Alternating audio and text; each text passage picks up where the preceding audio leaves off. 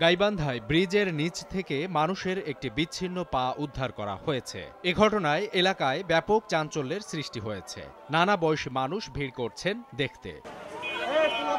স্থানীয়রা জানান, রোববার বিকেলে সদর উপজেলার কোমপুর গ্রামে ব্রিজের নিচে মাছ ধরতে গিয়ে একটি বস্তা পড়ে থাকতে দেখেন তারা। বস্তাটি খোলার পর মানুষের একটি পা দেখে আঁতকে ওঠেন, কিন্তু আশপাশে দেহের অন্য কোনো অঙ্গের অস্তিত্ব খুঁজে পাননি। তবে এটি কার পা তা এখনো নিশ্চিত হওয়া যায়নি। এ ঘটনায় এলাকায় আতঙ্ক বিরাজ করছে।